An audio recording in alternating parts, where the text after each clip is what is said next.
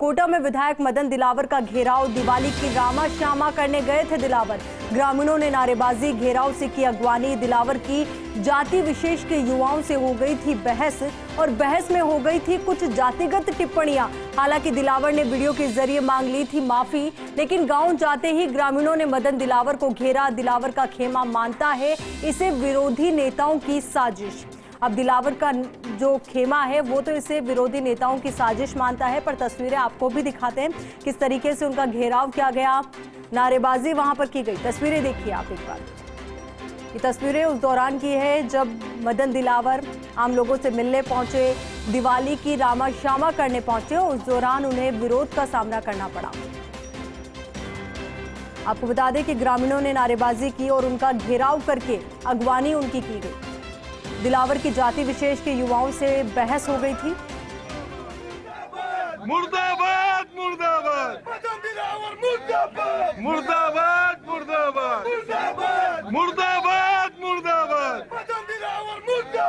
मुर्दाबाद मुर्दाबाद। अब इसी खबर पर ज्यादा जानकारी के साथ हमारे सहयोगी भंवर एस चारण हमारे साथ जुड़ चुके हैं। भंवर, आपसे समझना चाहेंगे पूरा मसला और उसके बाद मदन दिलावर का क्या रिएक्शन सामने आया।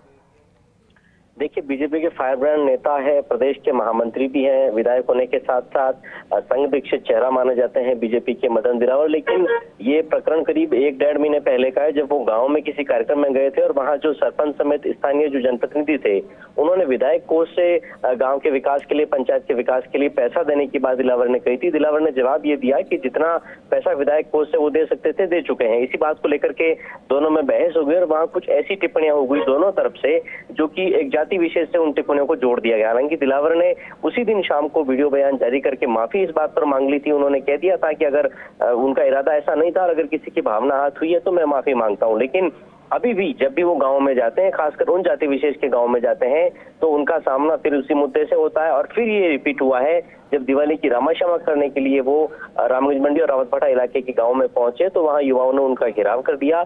मुर्दाबाद के नारे उनके खिलाफ लगाए गए और उनसे लगातार ये पूछा गया कि उन्होंने ऐसा क्यों कहा। हालांकि दिलावर लगातार उन युवाओं को समझाते रहे कि मैंने ऐसा नहीं कहा है, ना मेरे कहने का तात्पर्य ऐसा था, लेकिन बावजूद इसके युवा उनकी सुनने को तैयार नहीं थे और लगातार उनसे नारेबाजी करके और उनके सामने इस बात का विरोध वो जताते रहे कि आपको हमारे गांव में आना ही नहीं चाहिए। जी बिल्कुल भंवर, और जिस तरीके से तस्वीरें भी सामने आ रही है, साफ तौर पर लग रहा है कि युवा बहुत ज्यादा आक्रोशित है।